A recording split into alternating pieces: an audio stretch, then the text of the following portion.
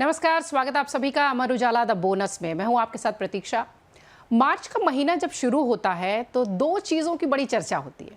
एक तो बही खाता और दूसरा वुमेन्स डे, अंतर्राष्ट्रीय महिला दिवस। जैसा कि आप सब जानते हैं कि अंतर्राष्ट्रीय महिला दिवस बहुत नज़दीक है। 8 मार्च को पूरा विश्व, पूरी दुनिया अंतर्राष्ट्रीय महिला दिवस मनाता है। हमारा जो आज का कार्यक्रम है वो अंतर्राष्ट्रीय महिला दिवस पर ही केंद्रित है। इस कार्यक्रम के दौरान हम ये भी जानेंगे कि इस बार इंटरनेशनल वुमेन्स डे क्यों खास है और वैश्विक स्तर पर इस आयोजन से महिलाओं को कितना फायदा हो रहा है। क्या ये एक दिन का सेलिब्रेशन वाकई में दुनिया भर में महिलाओं को सशक्त कर रहा है, आर्थिक रूप से, सामाजिक रूप से? किसी एक दिन के सेलिब्रेशन की या किसी एक दिन तय करने की ज़रूरत क्यों पड़ी, ये भी आपको बताने की कोशिश करेंगे। महिलाओं से जुड़े कार्यक्रम जिसका नाम हमने दिया है शक्ति की समृद्धि, जो आप मेरे बगल में देख भी रहे हैं, म्यूचुअल फंड स्पेशल, इसमें आज चर्चा करेंगे हम। हमारे साथ विशेष मेहमान निशा सांघवी जी जुड़ी हुई हैं, जो कि सर्टिफाइड फाइनेंशियल प्लानर भी हैं और प्रोमोर फिनटेक की डायरेक्टर और को फाउंडर भी हैं। निशा जी, बहुत स्वागत आपका। आज बहुत सारे ऐसे सवाल हैं महिलाओं से जुड़े हुए जो हम आपके सामने भी रखेंगे और कई ऐसे सवाल हैं जो कि मेरे जहन में भी हैं, वो भी हम आपसे जानने की कोशिश करेंगे। घरेलू बाजार में अपने ऊपरी स्तर से 15% से ज़्यादा इस बार बाजार टूटा है और बाजार की गिरावट कब तक आएगी, ये सारी चीज़ें भी समझने की कोशिश, गिरावट मतलब कब तक जारी रहेगी, ये सारी चीज़ें भी समझने की कोशिश करेंगे। इसके साथ ही म्यूचुअल फंड किस तरीके से सही है, क्या है, महिलाओं की भागीदारी इसमें कैसी है, ये सब आपको बताने की कोशिश करेंगे और निशा सांघवी जी से आपके सारे सवालों का जवाब भी लेंगे। उससे पहले हमारी ये रिपोर्ट देखिए, थोड़ा कार्यक्रम का जो विस्तार है वो स्पष्ट हो जाएगा। उसके बाद सवालों के जवाबों का सिलसिला शुरू करेंगे। सुरेखा पढ़ी लिखी तो खूब है, लेकिन बिटिया की देखभाल की वजह से नौकरी नहीं कर पाई। हालांकि वो निवेश की बारीकियां अच्छे से समझती हैं। बेटी के जन्म के समय ही सुरेखा ने म्यूचुअल फंड में 5,000 रुपए महीने की SIP शुरू कर दी थी। 20 साल की बिटिया अब मैनेजमेंट की पढ़ाई करना चाह रही हैं, जिसके लिए 40 लाख रुपए चाहिए। सुरेखा ने अपने फंड की वैल्यू चेक की तो पता चला कि करीब 46 लाख रुपए जमा हैं। इक्विटी म्यूचुअल फंड में लंबी अवधि में 12% का सालाना रिटर्न आसानी से मिल जाता है। उनकी बिटिया का सपना साकार होने जा रहा है।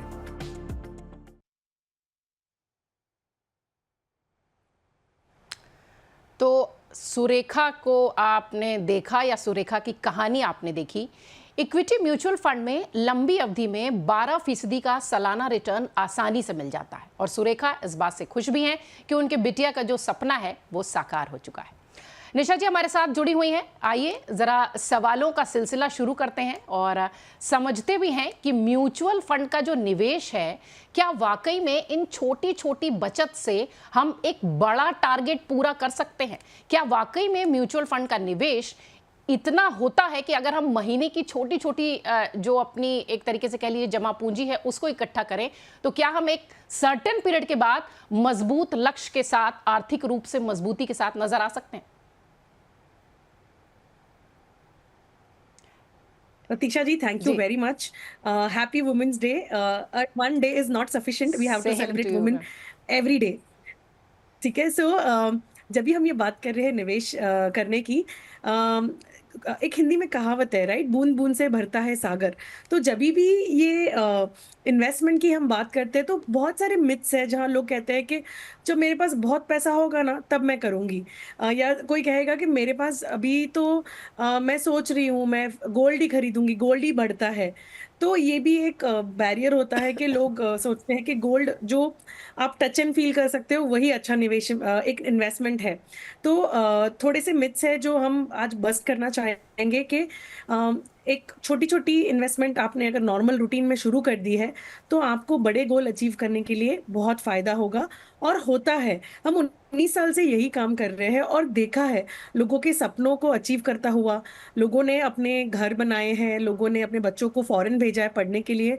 हमारे तो कई क्लाइंट्स हैं जो रिटायर भी हुए हैं, अर्ली रिटायर जो हम कहते रिटायरमेंट कहते हैं, retirement at the age of 44 years.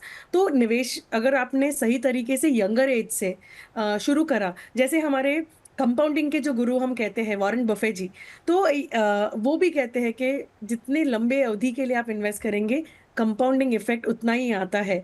जैसे कि आपके स्क्रीन के सामने दिख रहा है कि सिप का कमाल कैसे देख सकते हो आप। हम्म। सिर्फ 5000 रुपीज मंथली किया है 20 सालों के लिए।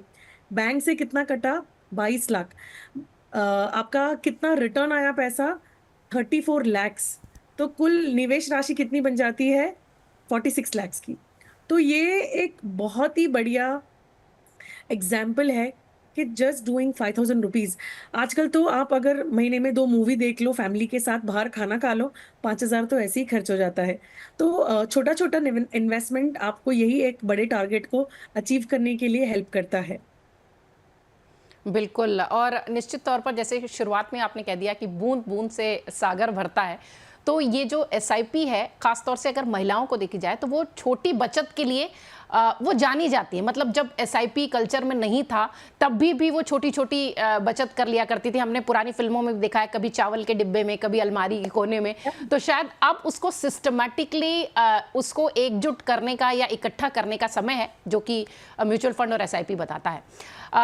निशा जी, मैं समझना चाह रही थी कि अगर बच्चों की हायर एजुकेशन के लक्ष्य की बात करें तो अक्सर यही होता है, जो पेरेंट्स होते हैं वो सोचते हैं कि हम थोड़ा थोड़ा इकट्ठा करें ताकि अगर बच्चा हमारा कहीं विदेश में पढ़ना चाहे या कोई हायर एजुकेशन वो अपने पसंद की चाहे तो उसे कोई दिक्कत ना हो।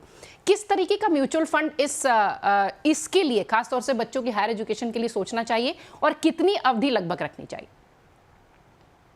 तो मैं एक चीज पहला कहना चाहूंगी कि वुमेन वर ऑलवेज गुड सेवर्स। हम ऑलरेडी महिलाएं जो है छोटे छोटे पर्स में कहीं कबर्ड में पैसे रख देते हैं, बर्नियों में बचत रख क्वीन। देते हैं, चावल। यस, बचत क्वीन। तो महिलाएं, हमें हमारे इंडियन वुमेन के डीएनए में है कि सेविंग्स करना जरूरी है, क्योंकि ऑन अ रेनी डे हमेशा पति जो है बीवी से कहता है, भाई अभी हम अटक चुके हैं, फंस चुके हैं, कुछ है, तो बीवी जाएगी डब्बे से निकाल के पैसे लेके बोलेगी ये तुम्हारा रेस्क्यू है। तो women are always a better savers. हमें उसे इन्वेस्टमेंट की तरफ बढ़ाना जरूरी है। तो आई एम श्योर हमारे शो के माध्यम से हम काफी महिलाओं को एनकरेज करेंगे कि वो शुरुआत कीजिए। 5000 एक शुरुआत के लिए बहुत अच्छी अमाउंट है। ग्रेजुअली आपको एक बार कॉन्फिडेंस आ जाए तो आप शुरू बिल्कुल कर सकते हैं। रहा आपके सवाल के बच्चों के एजुकेशन के लिए कैसे निवेश करना चाहिए, तो मैं एक ना मिस्टेक बताना चाहूंगी जो लोग करते हैं। प्रतीक्षा जी, ये सुनिएगा ध्यान से कि लोग क्या कहते हैं, बेटी पैदा हो गई तो चलो उसे सुकन्या समृद्धि में पैसा डाल दो, काफी रहेगा। आपने उसके टर्म्स एंड कंडीशंस पढ़े हैं? ओके, गवर्नमेंट ऑफ इंडिया की स्कीम है, क्या वो आपके लिए सही है, आपके बच्चों के लिए सही है, ये समझना जरूरी है। अगर आपके बच्चे को 16 के एज पे ग्रेजुएशन करने ही अब्रॉड जाना है तो वो पैसा बाहर नहीं आ सकता है। एंड उसमें ग्रोथ जो है इंटरेस्ट साइकिल पे आती है। तो इंटरेस्ट साइकिल अगर मान लीजिए अभी सुकन्या समृद्धि अगर 7.4 7.8 दे रहा है, तो ये interest, we are in following interest rate cycle. तो इंटरेस्ट रेट जो है वो घटता भी है एवरी क्वार्टर, बहुत टाइम रीसेट होता है। बिल्कुल। ये कहता है एवरी क्वार्टर का, लेकिन हमें एंड ऑफ द क्वार्टर में पता चल जाता है कि इस क्वार्टर में, आगे के क्वार्टर में इंटरेस्ट घटेगा कि नहीं घटेगा। तो फॉरेन भेजना है बच्चों को, फैंसी चीजें लेनी है, तो इन्वेस्टमेंट जो है, निवेश जो भी है वो भी फैंसी होना चाहिए। इसलिए हमें एक्विटीज की तरफ एसआईपी रूट के थ्रू अपना कदम बढ़ाना जरूरी है। रहे कि मैं उसको कैसे ब्रेकअप कर सकती है। सो अगर एक आज बच्चा अगर मास्टर्स करने के लिए अब्रॉड जाता है, यूएस जाता है मान लीजिए, तो उसे तकरीबन अच्छे कॉलेज में रहना, खाना पीना, इमरजेंसी, इंश्योरेंस, ये सब मिला, स्कूल कॉलेज फीस, उनका सारा जो खर्च है उसके रिलेटेड तकरीबन 2 करोड़ रुपए लगते हैं। आज डॉलर जो है वो 85-87 के बीच में होवर कर रहा है। यही चीज 10 साल पहले हम बात करेंगे तो 60s में डॉलर था, और उसके 10 साल पहले बात करेंगे तो 40s में था डॉलर। तो इन्फ्लेशन जो है वो बढ़ रहा है, तो हमारी जो निवेश की राशि है वो भी बढ़नी चाहिए। और जब भी हम देखेंगे कि बच्चों के लिए कहाँ इन्वेस्ट करना चाहिए, सबसे ब्रिलियंट तरीका है बच्चों के नाम से इन्वेस्टमेंट शुरू कीजिए। आपके बैंक अकाउंट से भी पैसा कट सकता है, नाम बच्चों का रहेगा तो एक इमोशनल रहेगा कि मेरे बच्चे का इन्वेस्टमेंट, इसको टच नहीं करूंगी या नहीं करूंगा। और एसआईपी कीजिए, 2 अच्छे फंड्स लीजिए, एक equity hybrid fund, Canara Robeco equity hybrid fund लीजिए, या आप वाइटो के कैपिटल इक्विटी हाइब्रिड फंड लीजिए, और उस एक आप पराग पारेख फ्लेक्सी कैप ले लीजिए, या एक आप Y2 कैपिटल फ्लेक्सी कैप ले लीजिए।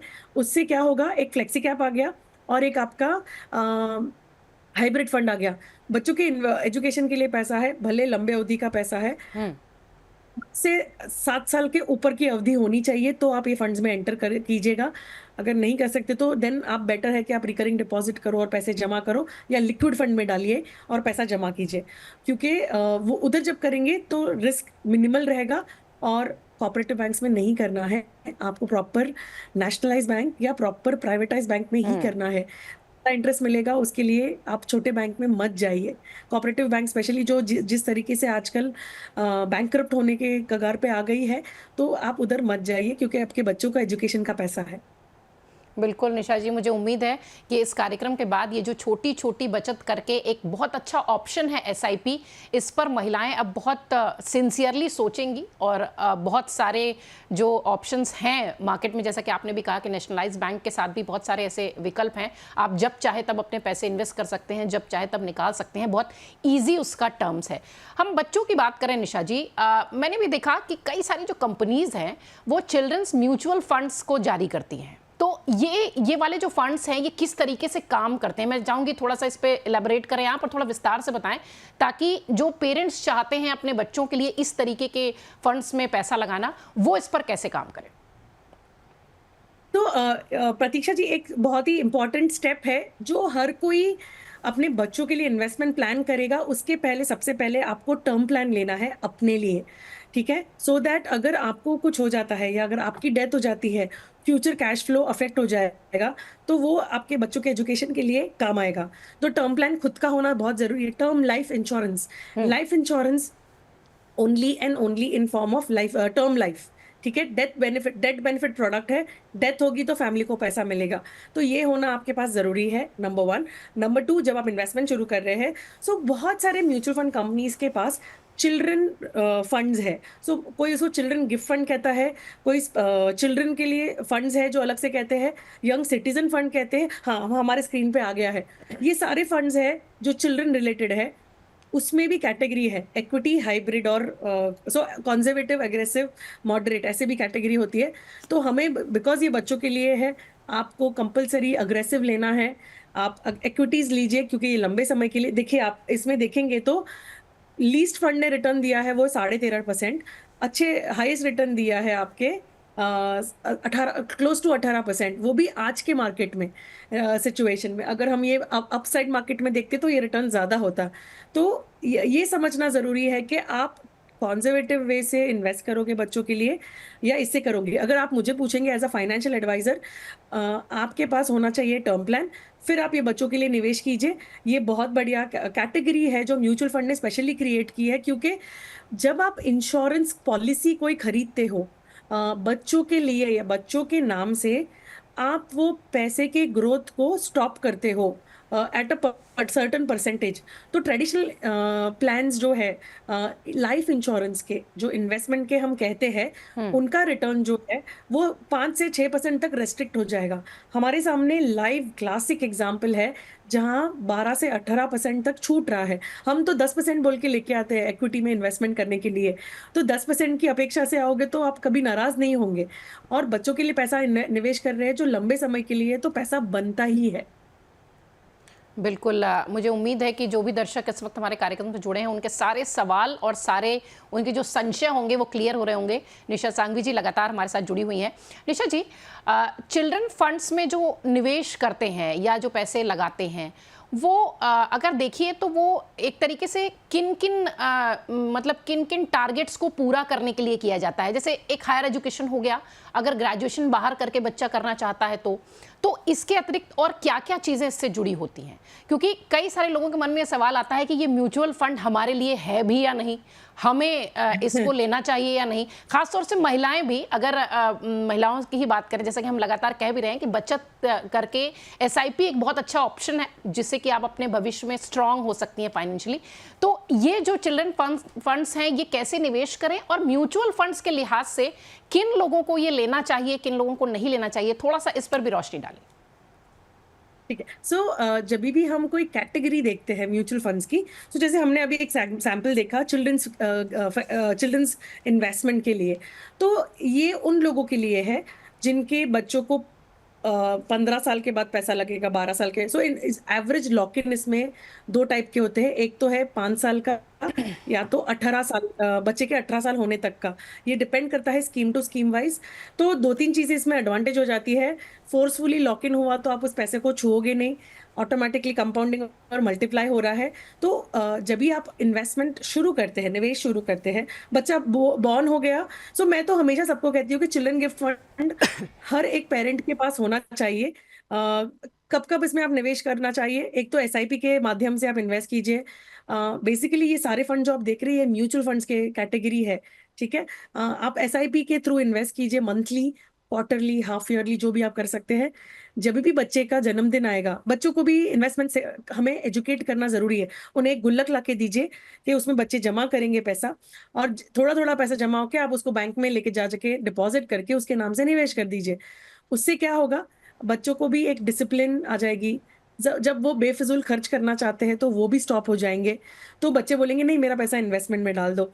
तो जब ये 5 साल प्लस का टारगेट है, तभी हम कहते हैं कि आप चिल्ड्रन फंड कैटेगरी की तरफ जाइए। और जब भी हम ये इन्वेस्टमेंट कर रहे हैं, मेन फोकस इज स्कूलिंग के बाद जो पैसा लगना है इंजीनियरिंग करने के लिए, डॉक्टरी करने के लिए, या फॉरेन एजुकेशन करने के लिए, जनरली तब ये फंड्स बहुत काम में आते हैं, क्योंकि आपने इसको पंख दिए हैं इक्विटीज के। तो ये पैसा मल्टीप्लाई तो होना ही है, क्योंकि अगर आज बच्चा बॉर्न हुआ है और 16वें साल की उम्र से उसको इसमें पैसा लगेगा हर थोड़े साल में, तो आप एग्जिट भी कर पाओगे उसके अंदर, पार्शियल एग्जिट, फुल एग्जिट। आप बीच में टॉप अप कर सकते हो। बच्चे का बर्थडे आ गया, बच्चों को बोलो दिवाली होली पे जब नाना नानी या दादा दादी पैसे देते हैं तो आप उसे इन्वेस्टमेंट में टॉप अप कीजिए।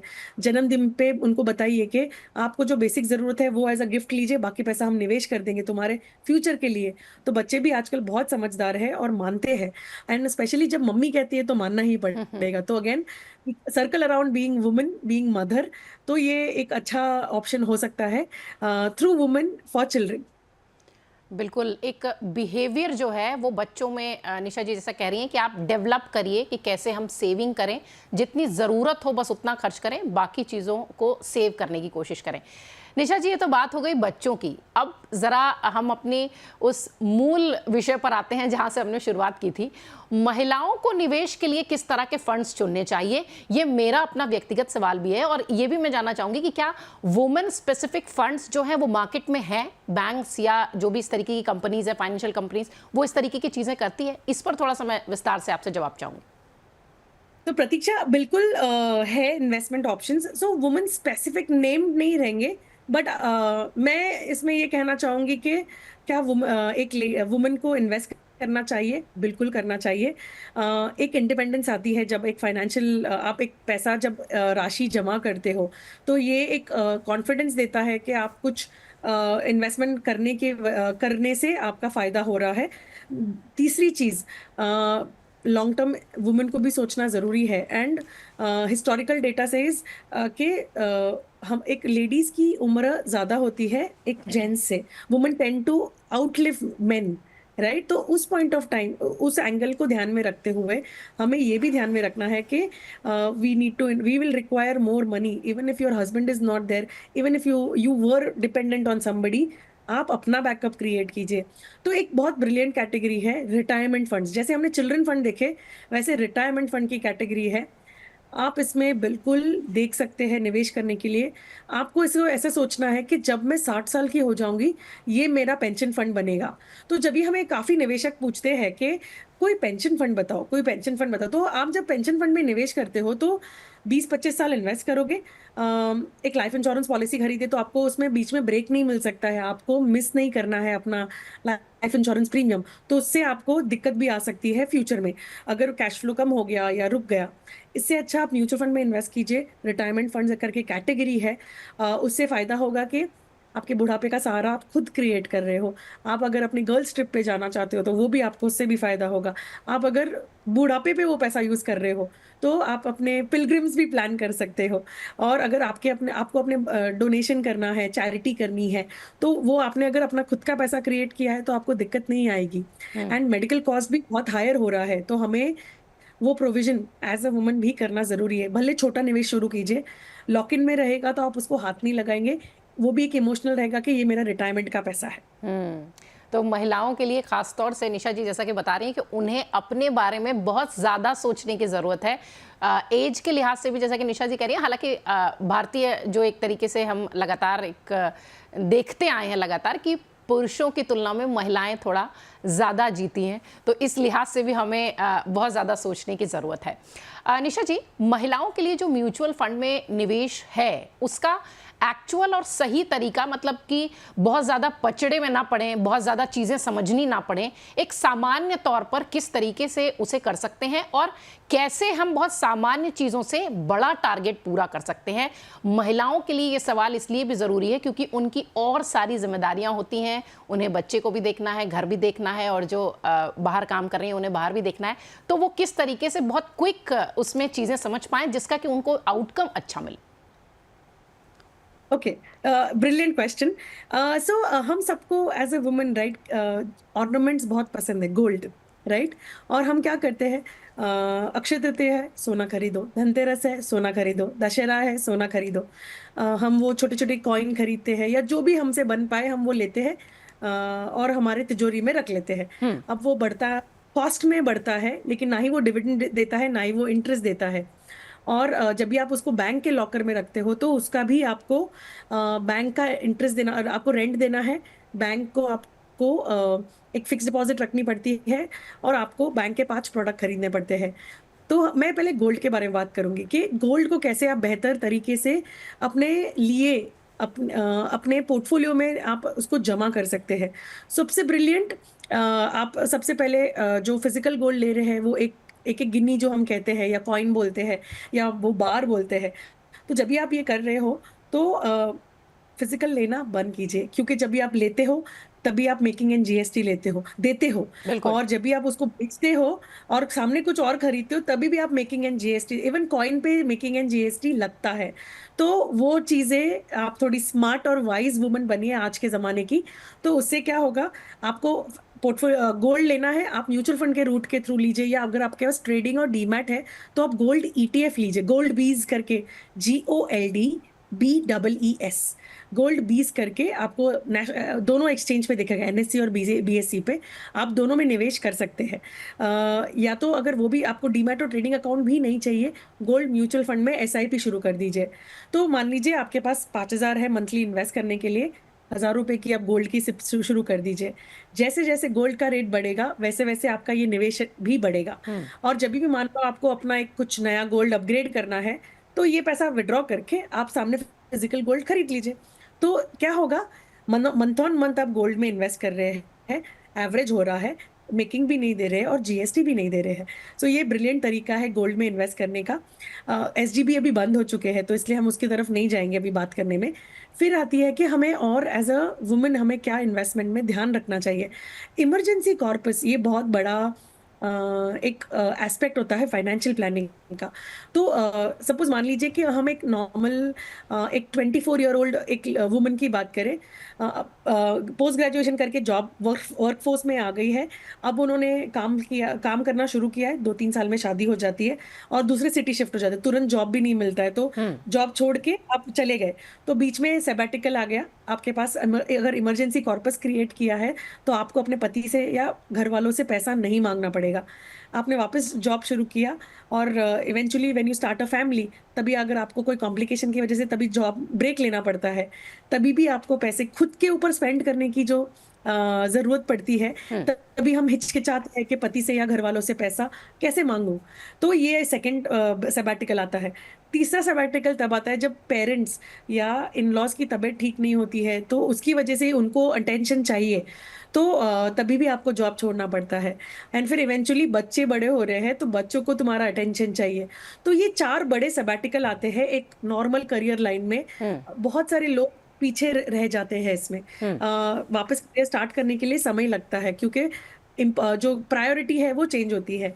तो ये सारे जर्नी में जब भी आप ब्रेक कर रहे हो तो इम्पोर्टेंट है कि थोड़ा इमरजेंसी स्मार्ट कॉर्पस अगर हम बने तो मुझे लगता है कि स्मार्ट वुमेन जो है वो स्मार्ट सेविंग भी कर सकती है, जिस तरीके से निशा जी भी लगातार बता रही हैं। निशा जी, अमर उजाला द बोनस पर बहुत बड़ी संख्या में निवेशकों के भी सवाल आए हैं। हालांकि हम कुछ ही सवाल ले पाए क्योंकि हमारे पास समय की थोड़ी सी बाध्यता है, लेकिन मैं चाहूंगी कि ये सारे जो सवाल हैं उसके जवाब आप ज़रूर दें, और ये जो हमारे दर्शक हैं जो कि लगातार हमारे साथ जुड़े रहते हैं उन्हें भी अच्छा लगेगा और उनके सवालों के जवाब भी मिलेंगे। अंजू रानी मेरठ से हैं, सवाल करती हैं कि उन्होंने अभी जॉब शुरू किया है, 5 साल बाद उन्हें घर खरीदना है, 20 लाख रुपए डाउन पेमेंट के लिए अभी से वो कितने की एसआईपी करें, कितना फंड वो एसआईपी में डालें जिससे कि उनके पास 20 लाख रुपए की डाउन पेमेंट जो 5-6 साल बाद उन्हें करनी है वो हो जाए। 20 साल का है, राइट? 5-6 साल तो नहीं होगा, राइट? नहीं, 20 साल का वो चाहती हैं, डाउन पेमेंट 20 लाख रुपए देने का। 5 साल बाद वो निवेश के लिए जाएंगी, यानी 5 साल बाद वो घर खरीदने की प्लानिंग करेंगी, हाउस लोन लेने के हिसाब से सोचेंगी, उसका सवाल वो चाहती हैं। ठीक है। सो जब भी हम टारगेट कर रहे हैं कि आपको 20 लाख डाउन पेमेंट के लिए लगेंगे 5 साल के बाद, तो जब भी आप ये कैलकुलेशन कर रहे हैं तो आपको इन्फ्लेशन भी इसमें ऐड करना पड़ेगा, एक 6 to 7% का इन्फ्लेशन, क्योंकि 20 लाख की वैल्यू आज सेम नहीं रहेगी। ठीक है, तो आपको जब भी आप ये टारगेट कैलकुलेट कर रहे हो कि मुझे 20 लाख लगेंगे, तो मैं 1 मिनट में आपको कैलकुलेशन करके बता देती हूँ तुरंत ही कि कितना पैसा लगेगा। अगर आज से जॉब पे लगी है तो आप आज से निवेश कीजिए, और अगर मैं 20 लाख की बात करूं तो 5 साल में तो आपको मान लीजिए कि इन्वेस्टमेंट और 12 और 10% का हम सैंपल पकड़ेंगे और अज्यूम करेंगे कि आप ऐसे ही कंटिन्यूस 5 साल के लिए इन्वेस्ट करेंगे। तो पहले बेसिक बात करेंगे, फिर इन्फ्लेशन की बात करेंगे। तो 20 लाख जमा करने के लिए 5 साल में आपको महीने का तकरीबन, अगर मार्केट 10% से ग्रो हो रहा है या आपका इन्वेस्टमेंट 10% से ग्रो हो रहा है, तो आपको 26,000 रुपये महीने के इन्वेस्ट करने पड़ेंगे। और अगर आपको 12% रिटर्न आ रहा है तो तकरीबन आपको 24,500 इन्वेस्ट करने पड़ेंगे। तो 20 लाख रुपए जमा करने हैं 5 साल में, तो तकरीबन 25,000 का टारगेट पकड़ के चलिए, तो आपका 20 लाख रुपए टारगेट अचीव हो जाएगा। लेकिन looking at the realistic situation, आपको ये ध्यान में रखना है कि 20 लाख की value, time value of money in inflation के हिसाब से ज़्यादा होगी, तो शायद आपका टारगेट जो है 20 लाख का वो कम पड़े। तो वो भी आप कैलकुलेशन में रखिएगा, उस हिसाब से आप निवेश कीजिएगा। कर सकते हैं, बिल्कुल। अंजू जी, मुझे उम्मीद है आपके सवाल का जवाब मिल गया होगा। शिमला से हमारी एक दर्शक हैं, पूजा ठाकुर, 36 साल उनकी उम्र है। वो कहती हैं कि मुझे अभी म्यूचुअल फंड में 5 लाख रुपए एकमुश्त निवेश करने हैं। नई निवेशक हूं, क्या करूं, कैसे करूं? बहुत बढ़िया पूजा, बहुत खुशी हुई मुझे कि आप इन्वेस्टमेंट करना चाहते हैं, जहाँ पर हम बहुत लोगों से मिलते हैं जो कहते हैं कि मुझे पैसा विड्रॉ करना है, मार्केट नीचे है। सबसे पहले मुबारकबाद। दूसरी बात, अगर आप फर्स्ट टाइम इन्वेस्ट कर रहे हैं और लमसम 5 लाख करेंगे, तो मैं ऐसा सजेस्ट करूंगी कि आप पूरा पैसा एक साथ ना लगाए, आप systematic transfer plan STP route के थ्रू आप इन्वेस्ट कीजिए। ये हम कैसे प्लान करेंगे? 5 लाख रुपए का इन्वेस्टमेंट जो है वो है, आप क्या कीजिए, 2 लाख रुपए हम लिक्विड में पहले डालेंगे और फिर उसको लेके जाएंगे इक्विटी में STP के रूट के थ्रू। तो 2 लाख रुपए आप डालिए पराग पारिक लिक्विड फंड में, 2 लाख रुपए डालिए आप वाइटो कैपिटल लिक्विड फंड में, और 1 लाख रुपए आप डालिए टाटा मनी मार्केट फंड में। जब ये लिक्विड डेट फंड में पैसे विजिबल हो जाएंगे, आप वहां से STP शुरू कीजिए, एक साल की, 12 महीने की, 12 मंथ्स के लिए 2 लाख डिवाइड बाय 12, उस हिसाब से आप उसको डिवाइड कीजिए और STP इंस्टॉलमेंट शुरू कर दीजिए going in that equity funds. उससे क्या होगा? उससे 2 चीज़ें होगी। आप फर्स्ट टाइम इन्वेस्टर है तो आपको ज़्यादा हिकअप्स नहीं आएंगे। हम मल्टी एसेट ले रहे हैं सो दैट आपको गोल्ड का और सिल्वर का एक्सपोजर और कमोडिटीज़ का एक्सपोजर मिल जाएगा। फ्लेक्सी कैप ले रहे हैं और मल्टी कैप ले रहे हैं, तो उससे आपका पोर्टफोलियो वेल डाइवर्सिफाइड रहेगा। और ग्रेजुअली जब मार्केट साइकिल 12 महीने 14 महीनों में टर्न होगी, तो आपको बहुत ज़्यादा ग्रोथ उसमें दिखना शुरू हो जाएगा। और जब भी हम ये बात करें कि सारा पैसा एक साथ क्यों ना लगाए, क्योंकि आप फर्स्ट टाइम इन्वेस्ट कर रहे हो, आपने रिस्क एक्सपीरियंस नहीं किया है इक्विटी मार्केट्स का, तो हम इसलिए सजेस्ट करेंगे कि 12 महीने की एसटीपी रूट के थ्रू ही आप इन्वेस्ट कीजिए। बिल्कुल, मुझे उम्मीद है पूजा कि आपके सवाल का जवाब मिल गया होगा। ऐसी ही एक महिला है गार्गी मिश्रा जो गोरखपुर से हैं निशा जी। वो कहती हैं कि मुझे 10,000 रुपये महीने की एसआईपी में निवेश करना है। 20 साल के निवेश का कैसा तरीका हो, कैसी प्लानिंग हो और किस तरह के फंड्स उनके लिए सही होंगे? तो गार्गी जी, अगर मान लीजिए कि आप 10,000 रुपए अगले 20 साल के लिए निवेश करोगे, तो एक तो good amount to start with 10,000 और टाइम होराइजन 20 साल है। आपको बिल्कुल नहीं डरना है मार्केट के उतार चढ़ाव से। मार्केट जब नीचे जाता है तो बहुत बढ़िया समय है इन्वेस्ट करने का। तो आप जब ये आप शुरू कर रहे हैं आज, तो आप क्या कीजिए, 3,500 और 3,000 ऐसे 3 एसआईपी कीजिए। 3,000 की एक सिप आप गोल्ड और सिल्वर या टाटा मल्टी एसेट में कर दीजिए। एक एसआईपी जो है वो पराग पारिक फ्लेक्सी कैप में कर दीजिए। और अगर आप हाई रिस्क लेना चाहते हैं, क्योंकि 20 साल का आपने मुझे टारगेट कहा है, तो आप एक स्मॉल कैप में भी इन्वेस्ट कर सकते हैं या एक आप मल्टी कैप फंड में भी आप निवेश कर सकते हैं। तो मुझे उम्मीद है कि वो सारे सवाल जो आपके जहन में चल रहे होंगे उसके जवाब निशा जी के माध्यम से हमने आप तक पहुंचाए हैं। निशा जी, आपका बहुत धन्यवाद सबसे पहले तो। और दूसरी चीज़ कि महिलाओं के ऊपर जिस तरह की जिम्मेदारी होती है घर की, बाहर की, और जो एक बड़ी अच्छी बात आपने बातचीत के दौरान कही कि उन्हें अपना एक्स्ट्रा ख्याल रखना पड़ता है, शारीरिक रूप से भी और आर्थिक रूप से भी। शायद इसलिए आज म्यूचुअल फंड, एसआईपी इतना अच्छा ऑप्शन है महिलाओं के बचत के लिए। जैसा कि निशा जी भी लगातार बता रही थी कि आप अपने बच्चों में भी अगर एक बिहेवियर उनके भीतर लाएं कि कैसे सेविंग करनी है, कैसे जो है पैसों की बचत करनी है, कैसे पैसे सही जगह लगाने हैं, तो निश्चित तौर पर भविष्य बच्चे का भी और आपका भी उज्जवल ही होगा। बहुत शुक्रिया निशा जी, हमसे बातचीत करने के लिए, हमारे सवालों के जवाब देने के लिए बहुत धन्यवाद। Thank you so much. तो आप तमाम दर्शक लगातार अमर उजाला द बोनस के साथ जुड़े रहिए और अपने सवालों को जरूर हम तक भेजिए। शक्ति की समृद्धि म्यूचुअल फंड से जुड़े जो सवाल थे, म्यूचुअल फंड स्पेशल जो कार्यक्रम था, फिलहाल हम उसे यहीं विराम देते हैं।